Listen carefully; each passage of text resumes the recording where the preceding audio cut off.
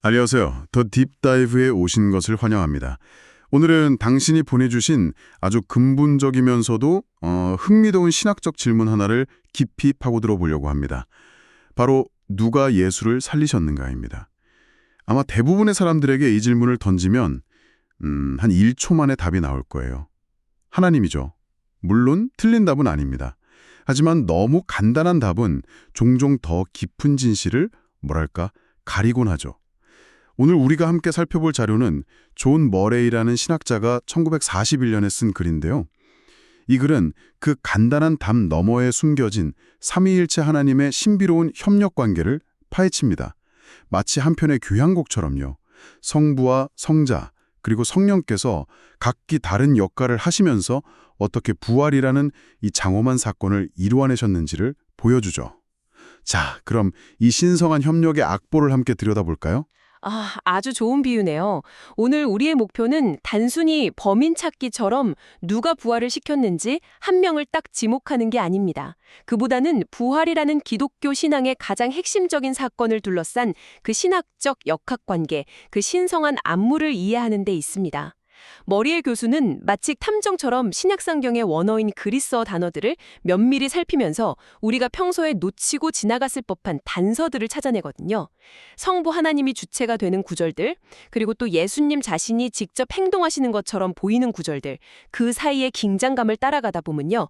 부활이 단일한 행위가 아니라 삼위일체 하나님의 역동적인 합작품이라는 결론에 이르게 될 겁니다. 좋습니다. 그럼 첫 번째 파트부터 시작해보죠. 가장 명백해 보이는 답변, 바로 성부 하나님의 역할입니다. 머레이 교수의 지적에 따르면 신약 성경은 대부분의 경우 예수님을 부활의 대상으로 묘사한다고요. 그러니까 누군가에게 의해 살리심을 당했다는 좀 수동적인 입장으로 표현된다는 거죠. 네, 맞습니다. 부활을 묘사할 때 가장 자주 사용되는 그리스어 동사가 에게이로와 아니스템인데 둘 다 일으키다라는 뜻을 가져요. 성경 구절을 몇 개 보면 아주 명확해집니다. 예를 들어 사도행전 4장 10절을 보면 베드로가 이렇게 말합니다. 하나님이 죽은 자 가운데서 살리신 나사렛 예수 그리스도의 이름으로. 또 5장 30절에서는 우리 조상의 하나님이 나무에 날아 죽인 예수를 살리시고 라고 하죠. 두 구절 모두 하나님이 예수를 살리신 명백한 주체로 등장합니다. 그렇군요. 그런데 여기서 신학적으로 중요한 질문이 생기네요. 성경에서 그냥 하나님이라고 말할 때 삼위일체 신학에서는 이게 성부, 성자, 성령 전체를 가리킬 수도 있고 특정 한 분을 지칭할 수도 있잖아요. 여기서 말하는 하나님이 구체적으로 누구인지 특정할 수 있는 단서가 있나요? 바로 그게 핵심입니다. 머레이 교수는 다른 구절들을 근거로 여기서 말하는 하나님, 즉 호테오스가 바로 성부 하나님을 지칭한다고 논증합니다. 가장 강력한 증거 중 하나가 로마서 8장 11절이에요. 예수를 죽은 자 가운데서 살리신 이의 영, 이 너희 안에 거하시면. 이 문장을 잘 뜯어보면 예수를 살리신 이, 그리고 그의 영, 즉 성령, 그리고 예수, 성자가 명확하게 구분돼서 나타납니다. 즉 예수를 살리신 주체는 성자 자신이나 성령이 아닌 바로 성부 하나님이라는 거죠. 문장 구조 자체가 삼위일체의 각 위격을 구분해서 역할을 설명하고 있는 거군요. 정확합니다. 갈라디아서 1장 1절은 훨씬 더 노골적이에요. 아예 예수 그리스도와 및 죽은 자 가운데서 그리스도를 살리신 하나님 아버지라고 아버지를 콕 집어서 말합니다. 에베소서 1장 17절에서 20절을 봐도 바울은 우리 주 예수 그리스도의 하나님, 영광의 아버지께서 그분의 능력을 그리스도 안에서 행사하셔서 죽은 자들 가운데서 다시 살리셨다고 명시하죠. 그러니 첫 번째 결론은 아주 분명합니다. 성경은 일관되게 성부 하나님께서 자신의 권능으로 아들 예수를 죽음에서 일으키셨다고 증언합니다. 자, 그럼 사건 종결이네요. 성부 하나님이 예수를 살리셨다. 땅땅땅. 그런데 저희가 여기서 분석을 끝낼 거면 너무 싱겁겠죠? 머레이 교수가 진짜 탐정처럼 파고드는 지점은 바로 여기서부터 시작됩니다. 그가 주목한 건 바로 아까 말씀하신 에게이로라는 동사가 수동태로 쓰일 때 발생하는 그 묘묘한 뉘앙스의 차이입니다. 네, 여기가 정말 흥미로운 지점이죠. 그리스어에서 이 동사의 수동태형은 우리가 보통 생각하는 것처럼 뭐뭐에 의해 일으켜지다, 즉 was raised라는 수동적 의미로 번역될 수 있습니다. 하지만 동시에 주어가 스스로 행동하는 일어나다, arose라는 자동사적 의미로도 번역될 수 있어요. 이 작은 문법적 차이가 신학적으로는 거대한 문을 열어젖히는 열쇠가 됩니다. 잠깐만요. 그게 좀 헷갈리는데요. 같은 단어 형태가 어떻게 그렇게 다른 의미를 가질 수 있죠? 예를 들어 주실 수 있나요? 물론이죠. 머레이가 제시한 아주 좋은 예시가 있습니다.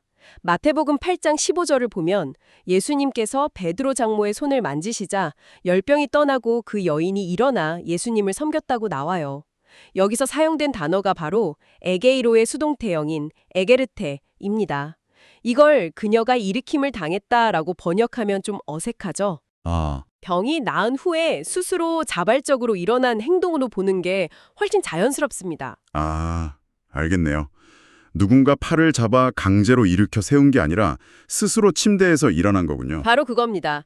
또 다른 예는 누가복음 7장 14절에 나옵니다. 예수님께서 죽었던 청년에 관해 손을 대시고 말씀하시죠. 청년아, 내가 내게 말하노니 일어나라. 여기서도 같은 어근의 동사가 쓰였는데 일으킴을 당하라는 수동적 의미가 아니라 네 스스로 일어나라 라는 능동적인 명령이죠. 이런 용법들을 근거로 예수님의 부활을 묘사하는 구절을 다시 보면 새로운 의미가 보입니다. 마태복음 28장 6절, 천사가 여인들에게 말하죠. 그가 여기 계시지 않고 그가 말씀하시던 대로 살아나셨느니라. 이게르스. 와. 그럼 이 구절도 지금까지는 당연히 하나님에 의해 살아나심을 당했다고 읽었는데 문법적으로는 그가 스스로 일어나셨다라고 해석할 여지가 충분히 있다는 거군요. 이건 정말 그림을 완전히 바꾸는데요. 예수님이 부활에 수동적인 수혜자가 아니라 능동적인 행위자일 수 있다는 가능성이 열리는 거잖아요. 맞습니다. 가능성의 문이 활짝 열리는 거죠. 하지만 머레이 교수는 여기서 성급하게 결론 내리지 않도록 경고합니다. 왜냐하면 당신이 이전에 언급했던 것처럼 나사로나 야이로의 딸처럼 자신의 능력으로는 도저히 부활할 수 없는 다른 사람들의 부활을 묘사할 때도 똑같은 자동사적 표현이 사용되기도 하거든요. 그들이 스스로의 힘으로 일어난 게 아니잖아요. 그렇죠. 그들은 예수님의 능력에 의해 살아난 거니까요. 그렇다면 이 문법적 분석은 결정적인 증거, 즉 스모킹건은 아니라는 거네요. 그냥 정황 증거 같은 거군요. 예수님이 스스로 부활하셨을 수도 있겠다는 합리적 의심을 제기하는 정도? 그렇다면 머레이는 이 사건의 결정적 증거, 일종의 자백을 어디서 찾았나요? 바로 그 지점에서 모레이는 요한복음에 기록된 예수님 자신의 두 가지 명확한 선언으로 눈을 돌립니다. 이것이 논의의 핵심이자 이 미스터리를 푸는 결정적 열쇠입니다. 첫 번째 증거는 요한복음 2장 19절입니다. 예수님께서 성전에서 이렇게 말씀하시죠. 너희가 이 성전을 헐라. 내가 사흘 동안에 일으키리라. 여기서 일으키리라는 의심의 여지가 없는 1인칭 능동태 동사입니다. 내가 일으키겠다는 거죠. 그리고 사도 요한은 친절하게 해설까지 덧붙입니다. 그러나 예수는 성전된 자기 육체를 가리켜 말씀하신 것이라. 와, 이건 정말 직접적이네요. 공생의 사역 초반부터 자신의 죽음뿐만 아니라 그 죽음 이후에 스스로 자기 몸을 다시 일으킬 권능과 계획을 가지고 계셨다는 걸 명백히 선언하신 거군요. 그렇습니다. 그리고 두 번째 증거는 여기서 한 걸음 더 나아가 부활의 신학적 의미를 훨씬 더 깊이 파고듭니다. 바로 요한복음 10장 17절과 18절 말씀입니다. 여기서 예수님은 자신의 죽음과 부활에 대한 놀라운 통찰을 보여주시는데 모레이는 이 구절을 네 가지 측면에서 심도 있게 분석합니다. 네, 이 부분이 정말 압권이었어요. 첫 번째 분석이 죽음의 목적에 대한 것이었죠. 맞습니다. 예수님은 이렇게 말씀하십니다. 내가 내 목숨을 버리는 것은 그것을 내가 다시 얻기 위함이니. 이 구절을 잘 보세요. 내가 목숨을 버렸더니 그 결과로 하나님이 나를 다시 살려주셨다가 아닙니다. 내가 다시 얻기 위하여, 즉 부활이라는 목적을 이루기 위한 수단으로서 내가 내 목숨을 버린다는 겁니다. 잠깐만요. 이건 우리가 보통 생각하는 순서를 완전히 뒤집는 거네요. 우리는 보통 십자가에 비극이 있었고 하나님께서 그 비극에 대한 응답으로 부활을 행하셨다고 생각하잖아요. 그런데 이 말씀은 십자가는 부활이라는 목표를 향한 계획된 과정이었다고 말하는 것처럼 들려요. 비극을 수습한 게 아니라 아들의 사명에 포함된 필수적인 단계였다는 거죠. 바로 그겁니다. 관점의 전환이죠. 죽음과 부활은 별개의 사건이 아니라 때려야 뗄 수 없는 인과관계로 묶인 하나의 구속사역이라는 겁니다. 둘째는 아버지께 대한 순종입니다. 예수님은 이어서 말씀하시죠. 나는 버릴 권세도 있고 다시 얻을 권세도 있으니 이 계명은 내 아버지에게서 받았노라. 즉, 예수님께서 스스로 생명을 다시 취하는 이 엄청난 행위는 자신의 신적인 능력을 과시하는 독립적인 행동이 아니라 아버지의 명령에 대한 순종의 행위라는 겁니다. 그의 순종은 십자가에서 죽는 것으로 끝난 게 아니라 스스로 부활하는 것까지 포함된 것이었습니다. 순종이 죽음에서 끝나는 게 아니라 부활까지 이어진다는 개념이 새롭네요. 그럼 세 번째는 메시아적 권위에 대한 것이죠. 나는 버릴 권세도 있고 다시 얻을 권세도 있다는 말씀이요. 네, 여기서 권세, 엑수시아라는 단어는 단순한 능력, 파워라기보다는 권위, 어서리티에 가깝습니다. 이것은 신으로서의 고유한 권능일 뿐만 아니라 하나님이면서 인간이신 메시아로서 아버지께 부여받은 구속사역에 대한 공식적인 권위입니다. 머레이는 여기서 아주 중요한 점을 지적하는데 예수님의 메시아 직분은 그가 무덤에 있는 동안에도 중단되지 않았다는 겁니다. 죽어있는 동안에도 그는 여전히 왕이자 제사장이었고 바로 그 메시아적 권위를 행사하여 스스로 부활하셨다는 거죠. 그리고 마지막 네 번째 분석은 정말 이 전체 논의의 정점이라고 할 수 있을 것 같아요.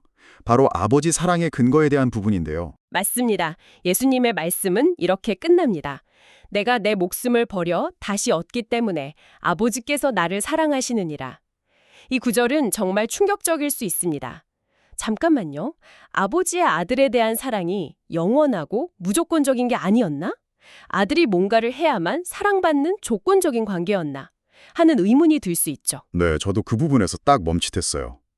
우리가 아는 삼위일체 하나님 안에서의 사랑은 그런 조건적인 사랑이 아니잖아요. 이건 어떻게 이해해야 하죠? 아주 중요한 질문입니다. 머레이는 이것이 영원전부터 존재했던 본질적인 사랑에 대한 이야기가 아니라고 설명합니다. 이것은 구속 사역이라는 역사적 사건 안에서 새롭게 나타난 사랑의 차원을 말하는 겁니다. 즉, 아들이신 예수님께서 메시아로서의 사명을 스스로 목숨을 버리고 다시 얻는 것을 포함하여 완벽하게 서행하셨기 때문에 아버지의 기쁨과 인정과 사랑이 그 아들의 사역 위에 머무르게 되는 새로운 근거가 마련되었다는 놀라운 통찰입니다. 아들의 완벽한 순종이 아버지의 사랑을 불러일으키는 이유가 된다는 거죠. 와, 정말 놀랍네요. 자, 그럼 이제 머릿속이 좀 복잡해집니다. 한편에서는 성경이 명백하게 성부께서 예수를 살리셨다고 말하고 다른 한편에서는 예수님 자신이 내가 스스로 일어난다고 말씀하십니다. 하나는 수동적인 입장이고 다른 하나는 능동적인 입장인데 이건 명백한 모순 아닌가요? 둘 중 하나만 맞는 거 아닐까요? 바로 그 지점에서 머레이는 삼위일체적 협력, Trinitarian Concurrence라는 개념을 제시합니다. 이것은 모순이 아니라 우리의 제한된 논리로는 완전히 파악하기 힘든 신비로운 조화입니다. 두 진술 모두 100% 사실이라는 거죠. 그 개념이 좀 추상적으로 들리는데요. 좀 더 쉽게 설명할 수 있는 방법이 있을까요? 예를 들어 두 사람이 하나의 상자를 같이 드는 것과는 다른 느낌인 것 같은데요. 좋은 질문입니다. 상자를 같이 드는 비유는 한계가 있죠. 아마 이런 비유가 더 도움이 될 것 같네요. 위대한 작곡가 성부께서 한 편의 완벽한 바이올린 협주곡을 썼다고 상상해 보세요. 그 악보에는 연주하기 지극히 어려운 하지만 눈부시게 아름다운 솔로 파트가 포함되어 있습니다. 그리고 당대 최고의 바이올리니스트 성자께서 그 악보를 받아듭니다. 연주회 당일 바이올리니스트는 자신의 모든 기량과 권위와 열정을 쏟아부어 그 솔로 파트를 완벽하게 연주해냅니다. 자, 이 연주가 누구의 작품이죠? 작곡가의 작품인가요? 아니면 연주자의 작품인가요? 둘 다라고 해야겠죠. 작곡가의 위대한 구상 없이는 불가능했고 연주자의 완벽한 실행 없이는 실현될 수 없었으니까요. 바로 그겁니다. 부활도 마찬가지입니다. 성부께서 예수를 살리신 행위는 아들의 모든 사역, 특히 십자가에서의 죽음이 완벽하게 의롭고 하나님을 만족시켰다는 것에 대한 공식적인 인증이자 옹호입니다. 마치 이것이 내 사랑하는 아들이요 내 기뻐하는 자다 라고 온 우주에 선포하시는 것과 같죠. 동시에 아들께서 스스로 일어나신 행위는 아버지의 명령에 순종하여 자신의 메시아적 권위를 온전히 행사하신 것입니다. 따라서 부활은 성부의 사랑에 대한 증거인 동시에 아까 요한복음 10장에서 본 것처럼 그 사랑의 근거가 되기도 하는 이처럼 다채롭고 역동적인 사건인 겁니다. 누가? 라는 단수형 질문이 아니라 어떻게 삼위일체 하나님께서 협력하여 부활을 이루셨는가? 라고 물어야 했던 거군요. 오늘 우리는 이 간단한 질문에서 시작해서 성부와 성자의 독특하면서도 완벽하게 통일된 역할을 탐구하는 여정을 떠나봤습니다. 부활은 단순히 죽음 이후에 일어난 기적이 아니라 십자가를 향한 의도적인 과정의 정점이었고 아들의 순종이 완성되는 순간이었으며 이 모든 것이 성부와 성자 사이의 역동적인 사랑의 관계를 보여주는 사건임을 알게 되었습니다. 맞습니다. 오늘 머레이의 분석은 주로 성부와 성자의 역할에 집중했죠. 하지만 여기서 당신이 더 깊이 생각해 볼 만한 마지막 질문을 하나 남겨드리고 싶습니다. 저희가 초반에 인용했던 로마서 8장 11절 기억하시나요?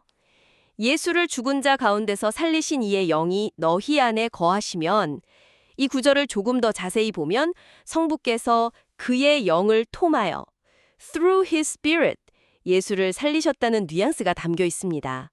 그렇다면 이 장엄한 부활 교양곡에서 성령의 구체적인 역할은 무엇이었을까요? 이 질문은 오늘 우리가 나눈 이야기에 또 다른 깊이를 더해줄 겁니다.